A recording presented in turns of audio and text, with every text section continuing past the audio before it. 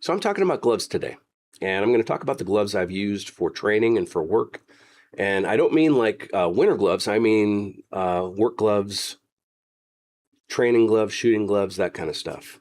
So I started with mechanics, the impacts, and they're great. They provide good protection. They're fairly durable. And also they provide a level of dexterity where shooting, drawing, that kind of stuff is really a non-issue. If I run into a task where I need to take my gloves off to do the task, that might not be a good set of gloves for me to have for my shooting training stuff and for work. Because if I'm at work and I have my gloves on, I don't have the ability to say, hold on 1 second, let me take these off so I can draw. You just go. And so I need to be also very cautious with my winter gloves that they can't be too big. They can't remove a lot of my dexterity. So I went from the mechanics to the outdoor research overlords short. For the time, these were very expensive, and I think this might be my fourth or fifth pair. This is my last pair. I don't think they make them, and they haven't made them. At least I haven't seen them available for a very long time. I found that these, for me, were the gold standard. These work great. They're like a batting glove. Thin, durable, provide sufficient protection. These also provided enough dexterity where I can load individual rounds into magazines without an issue.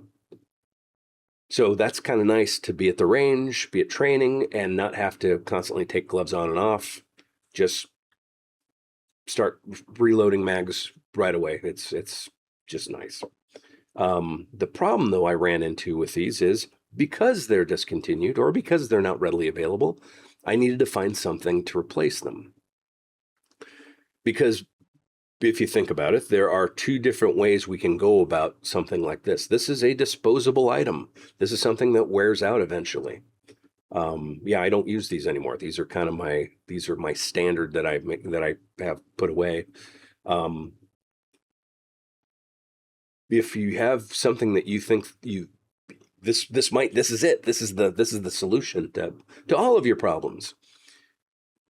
You don't use them, so you don't wear them out, or you buy many of them, so you don't run out. The thing that's a little bit more feasible is just find a replacement. So I found Victos short shot gloves.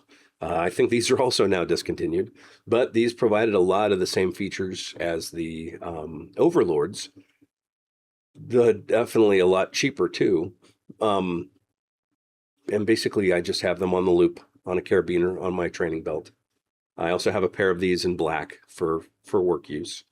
But it just, as a police officer, especially working for a smaller agency, the extent of the manual labor that I might do on a shift goes from 0 to I'm changing other people's tires, we're moving large, heavy, hot, sharp things out of roadways, you name it. So having a bit of protection is a nice thing.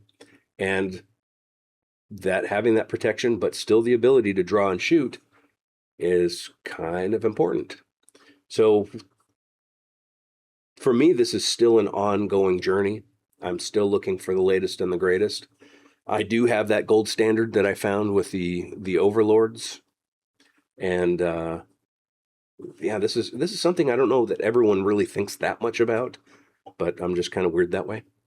So yeah, if you found some really good gloves, especially if they're providing a good level of protection, they're somewhat durable, and they're providing sufficient dexterity for you to load individual magazines, I would be very interested in hearing what you're using. So that's all. I'll talk to you later.